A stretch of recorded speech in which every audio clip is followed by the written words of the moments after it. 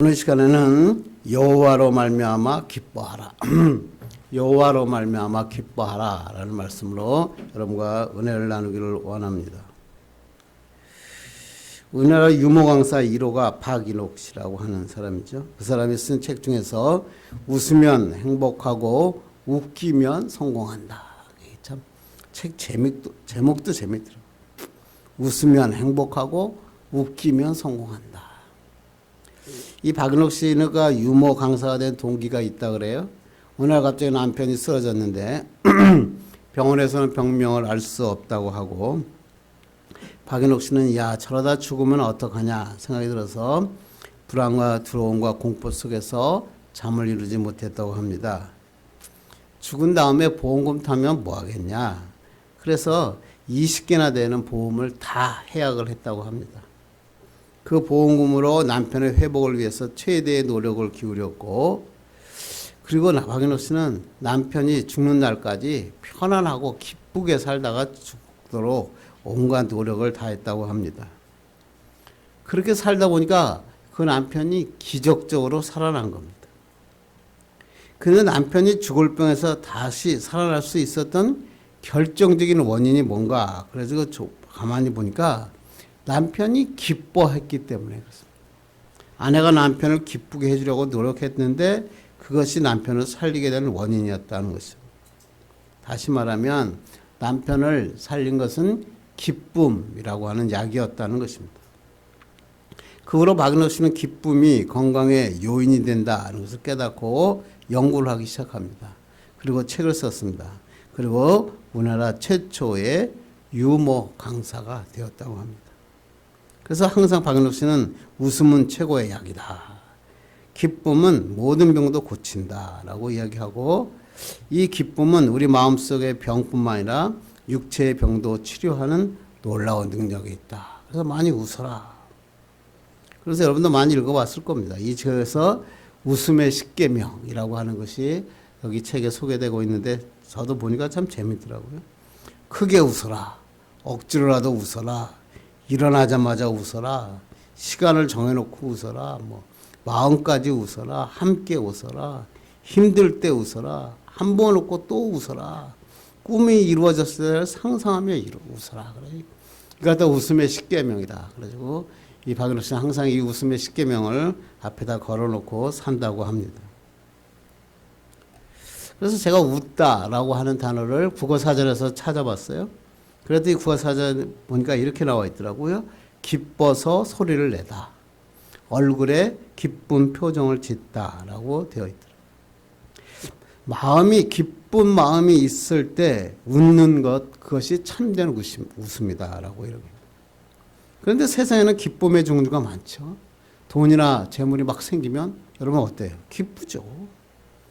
예수 믿다고 돈하고 재물 생기는데 안 기쁘겠습니까? 기쁩니다.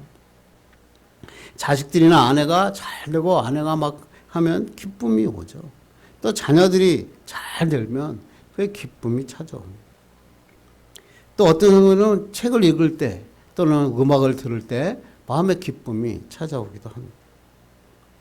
그래서 뉴욕의 유니언 신학교 교수였던 저명한 폴 틸리라고 하는, 여러분 너무 잘 아시는 분이죠. 이 신학자가, 목사님이 기쁨의 종류를 세 가지로 이야기합니다. 첫째는 쾌락.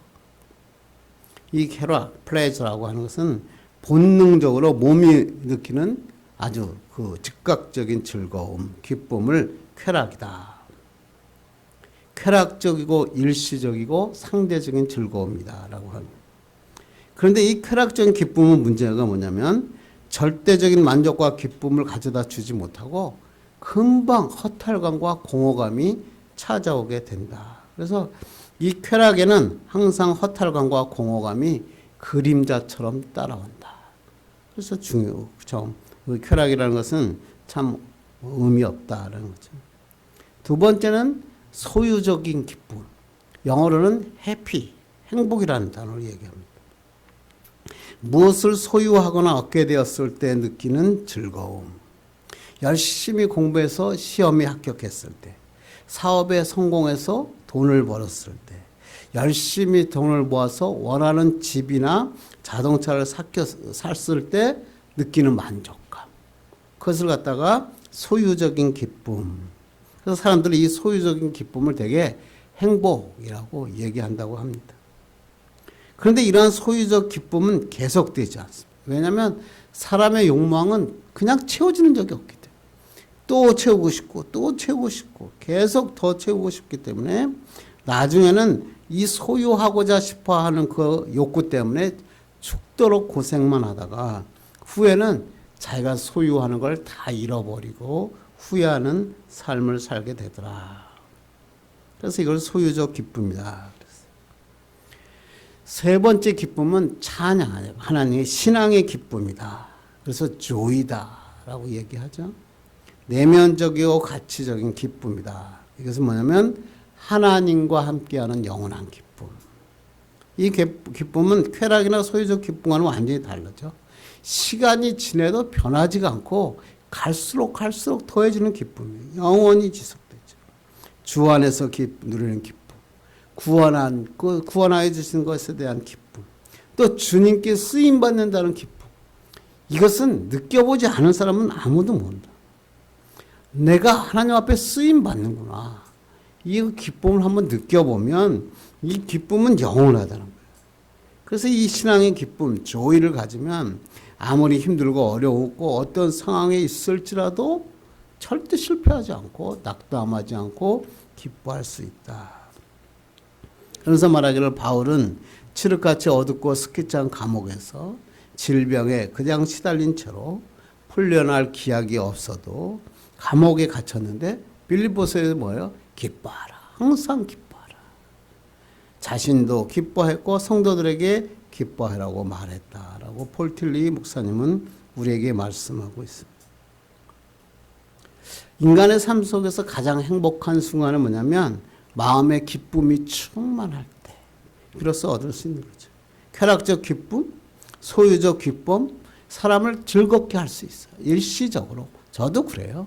이런 게 찾아오면 일시적으로 즐거울 수 있죠. 그러나 진짜 기쁨은 하나님과 함께 할 때, 하나님께 쓰임 받을 때 찾아오는 기쁨이다 라고 얘기합니다. 그래서 로만 빈센트 필 목사님 유명한 사람이죠. 뭐 책이 그렇게 좋은 책은 아니지만 긍정적 사고방식이라는 책에 이런 얘기 나옵니다. 이 목사님이 한번 기차 여행을 가면서 식당에 열차 칸에 들어갔다고 합니다. 자리를 잡고 앉았는데 건너편에 한 초로의 부부가 앉아서 식사를 하고 있었습니다. 그런데 부인이 남편을 향해서 막 끊임없이 불평합니다. 건너편에 목사님이 앉아있는데 그가에 계속 들어옵니다. 이 부인이 말하기를 뭐 야채가 왜 이렇게 생겼어? 고기는 왜 이렇게 질겨? 포도는 너무 시리잖아. 이 열차의 온도는 맞지가 않아. 날씨도 안 좋아. 여보, 우리 괜히 여행 나온 것 같아. 끊임없이 이 부인이 불평을 하는데 이 소리가 얼마나 컸는지 건너편에 있는 이 목사님의 귓전에도 들려오게 된 것입니다. 그러자 이 목사님을 의식하는데 부인의 곁에 있던 남편이 목사님에게 얘기를 건너갑니다. 선생님, 죄송합니다. 이해해 주십시오. 제 아내가 본래 직업이 그렇습니다. 그래서 이 목사님이 호기심이 발동했습니다. 아니, 그렇습니까? 그렇다면 죄송합니다만 부인의 직업이 무슨 직업입니까? 그랬더니 남편이 제 아내요? 제 아내의 직업은 제조업에 종사하고 있습니다. 그래서 목사님이 물었습니다. 아니, 무엇을 제조하는 제조업에 계십니까? 그랬더니 이 남편이 목사님에게 제 아내는 불평을 제조하고 있습니다. 날마다 스스로 불평하고 불행을 만들며 살고 있는 사람입니다. 무슨 말일까요? 이 세상에 살아갈 때는 불평과 원망을 쏟아내며 사는 자가 있는가 하면 반면에 하나님께 항상 감사하고 찬양하며 사는 사람이 있다는 거예요. 그런데 왜 똑같은 인생을 살고 똑같은 환경 속에 사는데 어떤 사람은 저렇게 불평 제조업자로 사는 자가 있는가? 어떤 사람은 감사하는 자로 살 수 있는가? 그건 뭐죠? 이유는 딱 하나입니다. 마음속에 무엇을 품고 있느냐? 마음속에 원망과 상처, 쓴뿌리를 품고 있으면 사람과 환경이 전부 불평거립니다. 그의 삶도 불행합니다. 그런데 그 마음에 하나님을 품으면, 하나님의 말씀을 품으면 무슨 일을 만나도 찬양, 무슨 일을 만나도 감사, 그 흘러나오게 되죠. 왜? 하나님으로 오는 기쁨을 어떻게 마무리할 수가 없습니까? 하나님으로 오는 기쁨으로 말미암아 마음이 가득 차면 찬양하고 기뻐하고 감사할 수밖에 없다는 것입니다. 그래서 그리스도인과 세상 사람들은 그들의 삶에서 풍기는 향기가 완전히 다릅니다. 세상 품는 사람들은 무슨 일을 해도 세상 냄새가 납니다. 이기적입니다. 항상 자기밖에 모릅니다. 근데 하나님 나라를 품고 사는 사람은 무슨 일을 하든지 찬양이 보여요. 무슨 일을 하든지 그리스도의 향기가 나타나요. 복음의 능력이 나타나요. 그게 멋있지 않습니까? 그래서 우리가 진실로 바른 삶을 살고 기쁜 삶을 살려면 환경 따라 세상 따라 사는 삶이 아니라 하나님으로 말미암아 기뻐하는 삶을 사는 것이 중요합니다. 이렇게 하나님으로 말미암아 기뻐하는 삶을 살게 되면 모든 삶이 변합니다. 모든 것을 극복하게 됩니다. 그렇다면 항상 성경은 이렇게 말하고 그 다음에 끝내지 않습니다. 그러면 어떻게 하면 우리가 하나님으로 말미암아 기뻐하는 삶을 살 수 있을까? 그리고 하나님으로 말미암아 기뻐하는 삶을 살면 어떤 축복이 우리에게 임할 수 있는가? 오늘 본문이 그런 말씀이죠. 오늘 본문은 여호와로 말미암아 즐거워하며 하나님을 찬양한 한나의 찬양이 오늘 본문의 찬양입니다. 한번 1절 보겠습니다. 시작. 한나가 기도하여 이르되 내 마음이 여호와로 말미암아 즐거워하며 그랬어요. 오늘 본문은 한나가 기도했다 그랬는데 보편적인 기도와는 좀 다르죠. 왜? 한나는 여호와께 그 무엇도 구하지 않습니다. 그리고 한나는 뭐라고요? 내 마음이 여호와로 말미암아 즐거워했다 그랬어요. 즐거워했다 원어를 찾아보니까 알았지. 알았지인데 뜻이 뭐냐면 뛰다, 무척 기뻐하다. 그래서 표준 세번역에는 이 글을 이렇게 번역했습니다. 주께서 나의 마음에 기쁨을 가득 채워주셨다. 이렇게 번역을 했어요. 그냥 기뻐했던 것이 아니라 지금 한나가 뛸 듯이 기뻐했더라.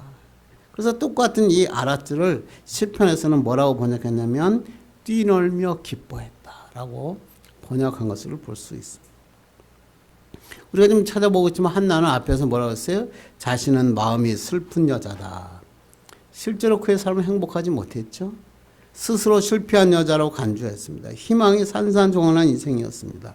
그런데 그가 오늘 한나가 뭐라요? 나는 뛰놀며 기뻐하는 인생으로 바뀌었다. 이렇게 고백하고 있는 멋진 글이죠. 그런데 지금 한나의 환경을 보면 그렇게 뛰놀며 기뻐할 만한 상황은 아닙니다. 남편 엘가나는 여전히 무능력했고요. 분인나는 여전히 같은 집안에서 한나의 신기를 건드리며 살았을 것입니다. 더군다나 한나가 한 천신만고 끝에 얻은 아들 사무엘을 젖을 떼자마자 하나님께 맡겼습니다.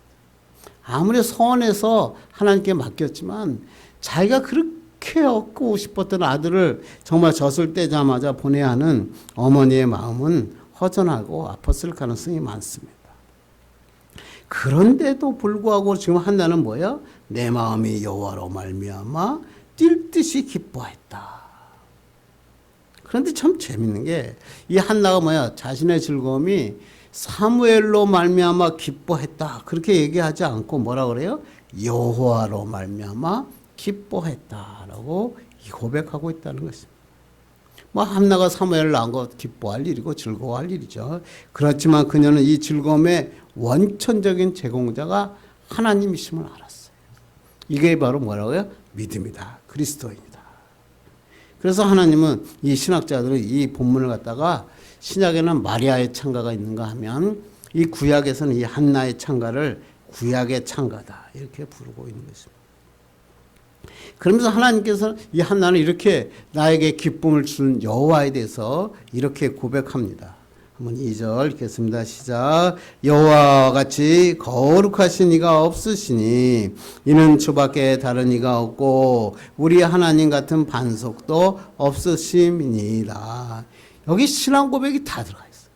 여호와로 말미암아 기뻐하는데 왜 여호와로 말미암아 기뻐하냐 그러면 하나님은 이런 분이시다. 나에게 뛸 듯이 기쁨을 주신 여호와는 세 가지로 소개하고 있습니다. 첫째가 뭐라고요? 그분은 거룩하시니다. 모든 피조물 가운데 구별된 원천적인 하나님이시다. 이렇게 고백하고 있어요. 둘째는 뭐예요? 그분은 오직 한 분이신 하나님이다. 그렇게 얘기했죠. 내가 경배하고 기뻐해야 할 분은 주밖에는 다른 이가 없다라고 이야기하는 것이죠. 다윗도 마찬가지예요. 다윗도 시편에 보면 하나님 앞에 기도하면서 자기가 많은 재물과 많은 것을 권력을 갖고 있음에도 불구하고 다윗이 이렇게 고백해요. 주밖에는 나의 복이 없나이다. 주밖에는 없는 거예요. 주님밖에 없다. 세 번째는 뭐라고요? 우리 하나님 같은 반석도 없다. 하나님은 나의 반석이시다. 하나님은 우리가 아까 예배 찬송했죠. 주 나의 반석이시니. 나의 반석밖에 없다는 거예요. 반석 위에 있기만 하면 어떤 환난이 와도 흔들리지 않는 거예요. 흔들리지 않고 문제가 찾아와도 두려워하지 않고 염려할 필요가 없기 때문이다. 그래서 이 여호와로 말미암아 지금 한나는 뛸 듯이 기뻐하고 찬양하고 있다는 것입니다. 우리 삶도 마찬가지 아닐까요? 우리의 삶의 환경이나 여건이 변화돼서 기뻐하는 것은 세상 사람도 할 수 있습니다. 그러나 그것도 아니라 우리 안에 계시는 여호와로 말미암아 기뻐하면 그 기쁨은 영원할 거고 놀라운 축복의 원천이 될 것입니다. 이렇게 이 놀라운 축복의 마음이 우리 마음속에 가득하기 위해서 뭐예요? 내 마음에 나의 욕심, 내 생각이 아니라 하나님으로 가득 차야 되는 거죠. 그런데 우리의 마음은 어떠해요? 하나님보다는 걱정, 근심, 두려움이 있죠. 나이가 들면서 잠깐만 그런 생각이 들더라고요. 앞으로 내가 어떻게 살까? 그런 근심이 찾아올 때가 많습니다. 이런 근심과 자기의 욕심과 아직도 이루지 못한 야망을 가지고 자꾸만 품으니까 기쁨보다 만족보다는 세상을 보면서 자꾸만 불평이 생겨나게 되더라고요. 그런데 하나님 앞에 기도하고 찬양하다가 하나님으로 가득 차면 세상 걱정 근심이 다 사라져요. 하나님 마지막까지 사용하여 주십시오. 하나님께서 마지막까지 쓰임받는 자가 되기를 원합니다. 이렇게 찬양을 할 수 있다는 것입니다. 그래서 우리 마음에 여호와로 가득 차고 여호와로 말미암아 기뻐하면 어떤 축복이 우리에게 주어집니까? 오늘 본문은 거기에 대해서 여호와로 말미암아 기뻐하면 하나님의 놀라운 축복을 주신다. 그러면서 오늘 우리에게 본문을 통해서 우리에게 주시는 축복을 우리에게 말씀하고 있습니다. 첫째는 뭐냐면 위상이 높아진다. 우리가 여호와로 말미암아 기뻐하게 되면 우리의 위상이 높아진다. 야, 이거 멋지더라고요. 이 본문 말씀이 이렇구나. 우리의 자존감이 회복되는 축복을 누리게 된다. 다시 한번 1절 한번 보겠습니다. 시작. 내 뿔이 여호와로 말미암아 높아졌으며 내 입이 내 원수들을 향하여 크게 열렸으니 이는 내가 주의 구원으로 말미암아 기뻐함이니이다. 그래서 뿔이라는 건 뭐예요? 힘과 위상, 자기의 위상을 말해요. 아이를 갖지 못하다가 아들을 출산하니까 한나의 위상이 어떻게 했어요? 달라졌어요. 원수들을 향해서도 자랑스럽게 말할 수 있게 되었다라고 얘기합니다. 사실 한나는 자식이 없다는 그 이유 하나 때문에 멸시를 받고 살았죠. 입이 있어도 숨 한 번 제대로, 말 한 번 제대로 못하고 열등감 가운데 살았습니다. 그런데 하나님께 간구했더니 여호와로 말미암아 완전히 위상이 달라졌어요. 자존감이 회복되었고 그의 자리가 위상이 다시 달라진 것입니다. 패배자로 삶이 아니라 원수에게 당당하게 크게 입을 열어 말할 수 있는 자랑하며 사는 사람으로 바뀐 것입니다. 그래서 한나는 그녀의 불임, 분인나의 조롱, 거기에 오는 서러움과 고통 이런 것을 이제는 다 벗어버리고 나를 구원하시고 나의 기쁨을 주신 여호와로 말미암아 내가 기뻐하노라. 이게 바로 하나님으로 말미암아 기뻐할 때 하나님이 주어주시는 축복입니다. 우리도 마찬가지예요. 여러분의 위상이 높아지길 원해요? 남들이 나를 보고 야, 저 사람은 정말 멋진 사람이야. 그런 인생의 삶을 살고 싶습니까? 우리의 위상을 높일 수 있는 방법은 어떻게? 돈이 아니고 오직 하나님으로 말미암아 가능하다. 그런데 많은 사람들은 자기의 위상을 높이는 방법이 자꾸만 자기에게 가져진 어떤 조건, 자기의 외모라고 생각하는 사람이 많습니다. 그래서 나이가 들면서 그러잖아요. 내가 얼마나 많은 재산을 가졌느냐. 내가 얼마나 높은 지위에 올라갔느냐. 내가 외모가 얼마나 잘생겼느냐. 그에 따라서 위상이 달라진다고 생각합니다. 그러다 보니까 이런 걸 갖고 남들하고 비교하다 보니까 자꾸만 열등감이 생겨요. 자꾸만 패배감이 생겨요. 나 때는 옛날에 과거에는 내가 어떤 사람이었는데 이제는 나를 왜 그렇게 보느냐. 그런 불필요한 열등감이 생기게 되죠. 그런데 여러분 다 나이가 들면서 알잖아요. 외모, 소유, 나이가 들면 다 지나가 보니까 껍데기에 불과하더라. 우리가 하나님 앞으로 나갈 때는 이런 껍데기 다 벗어버려야 돼요. 하나님께 간구하는 거예요. 그분을 만나면 돼요. 그러면 하나님께서 외형적인 조건이 아니라 내 마음의 기쁨과 충만을 주셔서 당당한 자로 살게 되게 하시고 위상을 높여지게 하시고 모든 사람으로부터 존경받는 사람으로 살게 하시는 것입니다. 신약에 보면 이런 좋은 예가 나오죠. 이 사람은 요한복음에 나오는 수가성의 여인입니다. 이 여인이 물을 길로해서 우물가로 나왔습니다. 그 전까지 그의 위상은 아주 그냥 바닥이었어요. 바닥. 찾아볼 수가 없었어요. 그래서 남의 눈을 피해서 난 12시에 그냥 아무도 안 다니는 거에서 우물을 길러 온 것입니다. 그리고 그의 남편은 5명이나 되었어요. 누구 때문인지 모르지만 5번이나 결혼에 실패했다 이런 말이죠. 누가 봐도 부끄럽고 누가 봐도 멸시받을 수 없고 그런 상태에 있던 여인. 남의 눈을 피해서 사는 불행한 여인이었어요. 그래서 자기는 자책감, 열등감 때문에 남의 눈을 피해서 살아가고 있던 여인이었습니다. 그런데 그녀가 예수를 만나고 난 다음에 어떻게 변해요? 물덩어리를 던져주고 마을로 뛰어가서 뭐예요? Come and see. 모두 나와서 내가 말한 이 사람을 보라. 이는 그리스도가. 숨을 살 수밖에 없던 여인이 공개적으로 막 소리를 치는 사람들 앞에서 와서 보라. Come and see. 그리고 외치는 겁니다. 어떻게 이 여인이 이렇게 변했을까요? 숨어 지내려는 여인이. 이 여인이 이렇게 변한 이유가 뭘까요? 하나밖에 없어요. 예수 그리스도를 만났기 때문에. 그리스도로 말미암아 마음에 기쁨이 넘쳤기 때문에 그는 그 지역으로 뛰어들어가 찬양하고 소리를 질러 수 있었다는 것입니다. 예수님의 사랑을 깨닫고 영원히 목마르지 않은 생수를 주신 그 하나님으로 인하여 기뻐할 때 놀라운 축복의 역사가 일어났죠. 우리도 마찬가지잖아요. 우리가 남들 앞에 나서게 부끄러울 때가 있잖아요. 남들보다 가진 것이 부족하고 야, 나는 그래도 정말 그 마지막 나이에 보니까 그래도 가진 게 많아서 평생 돈 걱정 안 하고 살던데 나는 아직까지도 그런 걱정하고 사느냐. 그래도 남은 높은 자리에 올라갔었는데 나는 왜 이렇게 높은 자리에 있지 못할까. 그런 생각할 때가 있죠.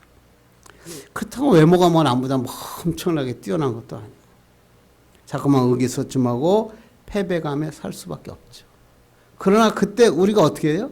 예수를 만나면 달라지는 거예요. 수가성의 여인처럼 예수님만 만나면 기쁨이 넘쳐나고 우리의 뿔, 위상이 높아지게 되는 것입니다.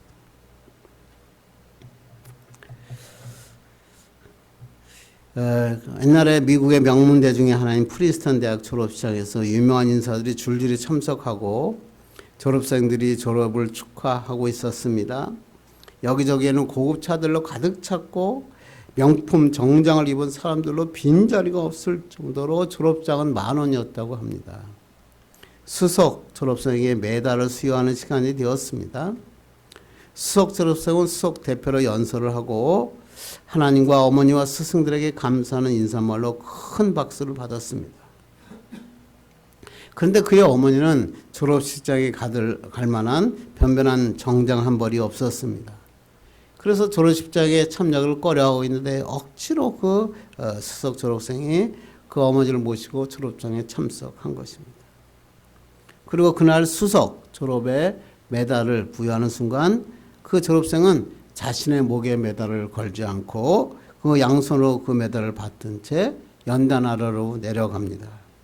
그리고 축하역사에 초라하게 앉아 있었던 자기 어머니에 가서 어머니의 목에 걸어드립니다. 그리고 이렇게 얘기합니다.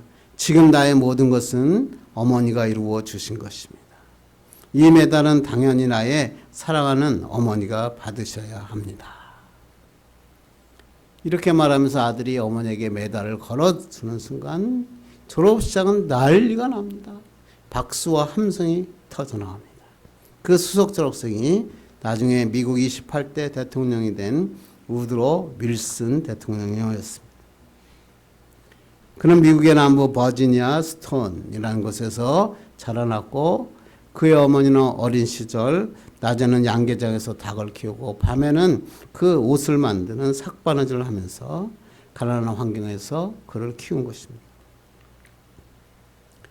훗날 이렇게 어머니에게 메달을 부여한 이 수석 졸업생은 46살부터 8년 동안 프린스턴 대학의 총장을 지냈고 노벨 평화상까지 받았습니다. 그리고 나중에 미국의 대통령이 되었습니다. 이 우드로 윌슨의 어머니를 진심으로 존경하고 공경하는 마음은 모든 사람들에게 늘 귀감이 되었고 우드로 윌슨이 대통령이 지내던 기간 1914년 미국 의회에서는 5월 둘째 주를 어머니 주일로 제정하게 되었습니다. 그래서 그 5월 둘째 주일이 어머니 주일로 제정되었고 지금까지 그대로 이어져 내려오고 있다고 하는 것입니다. 아들 하나가 이 어머니를 사랑하고 어머니에게 이 모든 존경을 돌릴 때 어머니의 위상이 완전히 달라진 거 아니에요. 초라하고 정말 그 늙은 어머니가 이 아들이 그 어머니에게 메달을 걸어줌으로 인해서 위상이 높아진 것입니다. 그런데 오늘 본문은 아들이 높여준 것보다 하나님이 한나의 위상을 높여주셨다는 거예요. 하나님을 은혜 기뻐하는 사람을 하나님께서 위상을 높여주시고 얼마나 은혜겠어요. 하나님께서 이 정도 위상을 높여준 게 아니라 그 아들인 사무엘의 위상도 높여주셨어요. 선지자로서 또 제사장으로서 사사로서. 성경에 딱 두 사람밖에 없다고 그랬잖아요. 사무엘과 예수 그리스도. 이 삼중직을 갖고 있는 사람은 두 사람밖에 없는데 그런 큰 역할을 감당하는 아들로 위상을 높여주셨다. 그렇습니다. 하나님을 얼마나 기뻐하는 자에게는 그들의 삶에 있어서 위상이 높아질 뿐만 아니라 그의 후손까지도 위상을 높이시는 하나님이십니다. 이런 여호와로 말미암아 기뻐하는 축복을 누리며 사는 여러분 되기를 간절히 바랍니다. 두 번째, 여호와로 말미암아 기뻐하게 되면 인생 역전을 경험하게 된다. 위상이 높아질 뿐만 아니라 인생 역전을 경험하는 축복이 된다. 어려움과 고난이 변하여 축복의 삶으로 역전되는 거예요. 너무나 멋지죠? 우리 한번 4절 5절 읽겠습니다. 시작. 용사의 활은 꺾이고 넘어진 자는 힘으로 띠를 띠도다. 풍족하던 자들은 양식을 위하여 품을 파고 줄이던 자는 다시 줄이지 아니하도다. 전에 임신하지 못하던 자는 7을 낳았고 많은 자녀를 둔 자는 쇠약하도다. 이 말씀이 너무 멋지더라고요. 우리 본문을 보니까 세 가지 역전 상황에 대해서 우리에게 이야기하고 있죠. 첫 번째가 뭐냐면 힘 있는 자와 힘 없는 자. 힘 있는 자와 힘 없는 자가 역전된다는 거예요. 용사의 활, 인간의 힘을 말하죠. 용사의 활이 꺾인다. 사람들은 힘을 가지고 남을 지배하려고 하는데 하나님이 착 개입하시면 그 힘을 한순간에 꺾어버린다는 거예요. 그 대신 넘어진 자가 일어서게 한다는 거예요. 하나님께서 비틀거리고 넘어지고 힘없는 자를 하나님이 세우시겠다. 이게 바로 역전의 역사죠. 두 번째는 뭐예요? 가진 자와 가지지 못한 자가 역전된다. 풍족하던 자들이 양식을 위하여 품을 팔게 된다. 부유한 자들이 경제적인 어려움 때문에 노동을 하게 된다는 것입니다. 다시 말하면 부유한 자들은 영원히 내가 부유한 것 같지만 하나님이 손대시면 순식간에 다 날아가는 거예요. 그때 품을 팔아야 될 정도로 어려운 시기가 찾아오게 된다. 그런데 하나님께서 뭐예요? 줄이던 자에게는 다시 줄이지 않게 하시겠다. 가난하고 먹지 못한 자들은 하나님께서 풍족하게 하시겠다. 세 번째는 뭐예요? 임신하지 못한 자와 자식을 둔 자가 역전된다는 거예요. 전에 임신 못하던 자가 7을 낳게 된다 그랬어요. 여기서 7은 뭐 숫자적으로 7이란 뜻이 아니죠. 완전수, 축복의 숫자를 의미합니다. 많은 자녀를 얻게 된다. 근데 자녀를 둔 많은 자녀들은 그 자녀들이 세상을 떠나므로 그 삶이 더 쇠약해진다. 그렇게 되죠. 그 실제로 한나는 어떻게 됩니까, 여러분? 여러분 한나가 사무엘은 알지만 그 다음 잘 모르시죠? 21절 읽겠습니다. 시작. 여호와께서 한나를 돌보시사 그로 하여금 임신하여 세 아들과 두 딸을 낳게 하셨고 아이 사무엘은 여호와 앞에서 자라니라. 불임 여성이었잖아요. 불임 여성이었는데 사무엘을 두고 하나님으로 말미암아 기뻐했더니 하나님께서 뭐예요? 한나에게 세 아들과 두 딸을 주셨다. 얼마나 큰 축복이에요. 그러면 그 분인나의 아들은 어떻겠을까요? 유대인의 전승에 의하면 분인나에겐 두 아들이 있었는데 두 아들이 원인을 알지 못하고 일찍 죽게 되었다. 이렇게 기록하고 있습니다. 그렇습니다. 하나님께서는 인생 역전을 하시는 거예요. 힘이 있다고 부유하게 되었다고 자식 가졌다고 자랑할 일이 아니다. 하나님이 개입하시면 다 사라지기도 하고 하나님이 개입하시면 축복으로 부어주기도 한다. 이 세상 모든 건 내 힘과 내 노력으로 되는 것 같지만 모든 것은 하나님께 달려있다. 그래서 제가 그런 말을 자꾸만 하는 것 같아요. 제가 젊었을 때는 그랬어요. 내가 힘을 다하고 내가 노력하면 내가 성공할 수 있다. 나에게는 그런 능력을 갖고 있다. 그런 생각을 많이 했어요. 그래서 어딜 가든지 제가 어떻게 나왔고 어느 대학을 나왔고 어디에서 교수를 했고 무슨 일을 했고 그걸 자랑하며 살았어요. 그런데 나이가 들어보니까 아무것도 아니더라고요. 하나님이 없으면 아무것도 아닌 거예요. 실제 세상은 내가 노력한다고 성공하는 거 아니더라고요. 하나님이 개입하셔야 성공할 수 있습니다. 하나님이 도와주지 않으면 아무리 애써도 풀리지 않는 게 인생입니다. 그러나 하나님이 개입하시면 그 어려웠던 것 같은 생활들이 변하여 기쁨과 축복의 역사, 인생의 역전을 경험할 수 있습니다. 그래서 중요한 게 뭐예요? 인생에서 가장 중요한 것은 하나님의 개입하심. 내 인생에 하나님이 개입하여 주시옵소서. 전도서도 읽어보니까 그러잖아요. 솔로몬은 왕으로 인생을 다 산 후에 자기 삶을 돌아보면서 이런 얘기를 했죠. 빠른 경자들이 1등 하는 게 아니고 힘을 가진다고 승리하는 게 아니고 많이 배우고 똑똑한 사람이라고 성공하는 것이 아니다.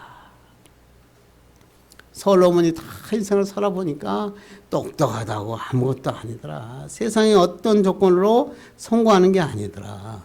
하나님이 기회를 주시고 하나님이 개입하실 때 성공의 인생을 살 수 있구나. 여러분 인생 이제 나머지 시간을 더 하나님 앞에 성공하는 자로 살기를 원하십니까? 하나님의 축복과 역사가 일어나야 됩니다.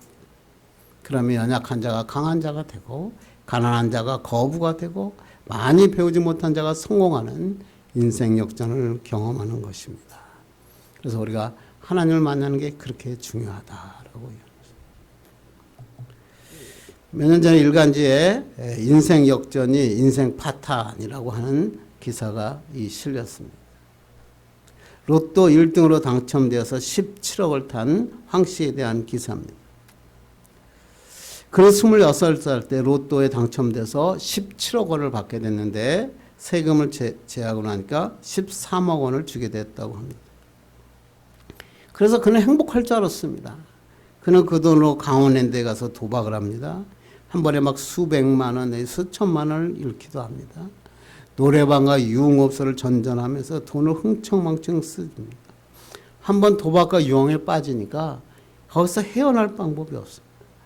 4년 만에 그 17억을 다 씁니다. 거기서 끝난 게 아닙니다. 돈이 떨어졌는데 자기의 그 습관은 그냥 남아있으니까 남을 휴대전화를 훔치기 시작합니다. 그래가지고 막 해서 이 나중에 걸렸는데 무려 135차례에 거쳐서 1억 3천만 원 상당의 휴대폰을 훔치다가 경찰에 적발되고 맙니다. 황 씨는 또 그때 그 휴대폰을 훔친 돈을 가지고 다시 로또를 구입해서 다시 당첨되기를 바라면서 계속 샀는데 결국은 따라주지 않은 것입니다. 결국 경찰에 잡히게 됐고 그때 검거를 해봤더니 황 씨의 지갑에는 돈 없었고 그 아래는 뭐만 있었냐면 로또 복권하고 스포츠 복권 10장이 들어있었다고 합니다. 그래서 황 씨는 경찰 조사에서 이렇게 얘기합니다.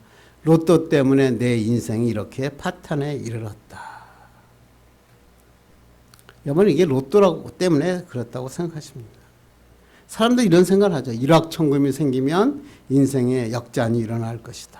그래서 로또 같은 복권을 구매하죠. 그런데 결과는 그렇지 못하죠. 여론조사에서 사람들이 로또에 당첨한 사람들을 조사했더니 10년 후의 생활이 그 당직자보다 훨씬 더 80% 이상이 당첨되기 전보다 훨씬 못한 삶을 살게 되었다. 이렇게 보고하는 것을 봤습니다. 인생의 역전은 로또가 아니에요. 하나님이 나에게 주셔야 돼요. 하나님께서 나에게 역전을 허락하시면 인생의 역전은 되고 축복의 삶을 사는 것입니다. 하나님의 믿음이 온전하면 가난한 자리가 부한 자리가 됩니다. 약한 자리가 강함의 자리가 됩니다. 비천한 자리가 축복의 자리가 됩니다. 멸시받은 자가 존귀함에 받는 자리가 되어주는 것입니다. 이렇게 하나님의 역전을 여러분 경험하는 여러분 되기를 간절히 바랍니다. 미국 어느 대학에서 수업 시간이었습니다. 하나님의 존재에 대해서 그것을 얘기하고 있는데 하나님을 믿지 않은 사람들이 참 많이 있었다고 합니다. 그래서 그 쉬는 시간에 교수님이 잠깐 나가니까 한 학생의 칠판에다가 글씨를 썼습니다.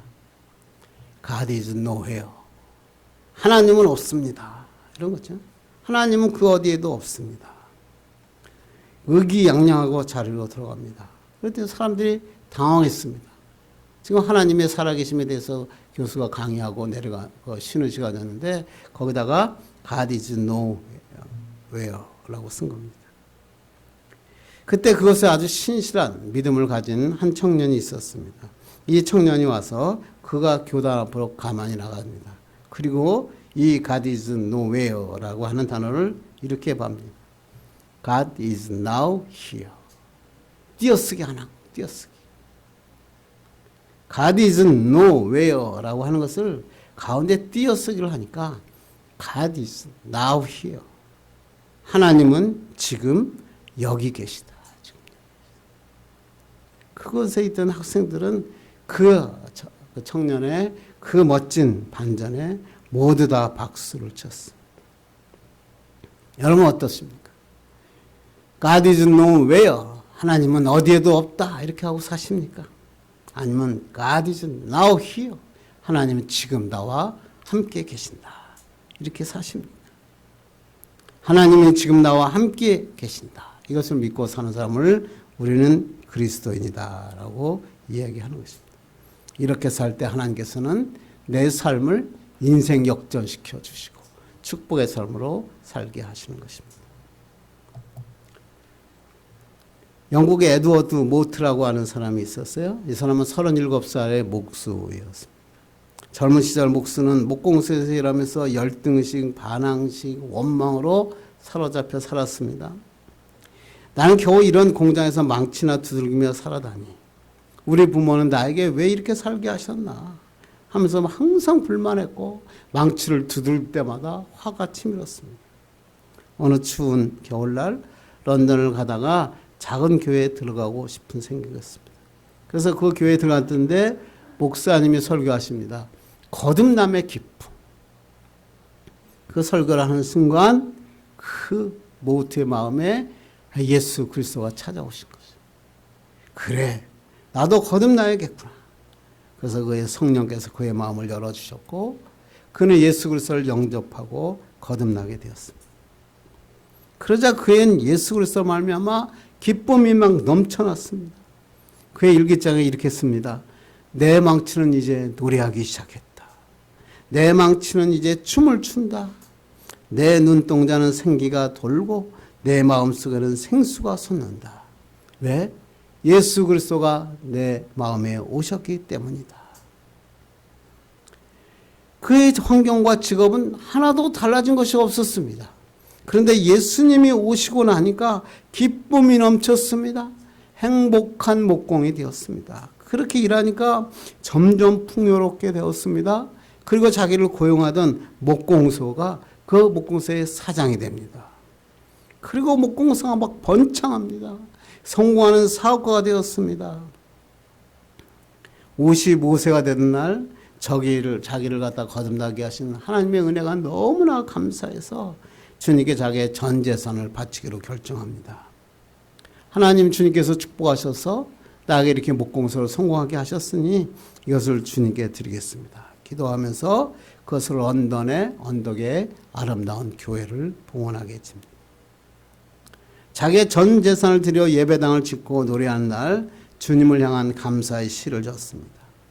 자기를 거듭나게 하신 하나님, 첫사랑을 기억하면서 나에게 소망을 주신 하나님, 은혜에 감사하면서 그것은 감사의 시가 오늘 우리가 불렀던 하나님 이 몸의 소망 무언가.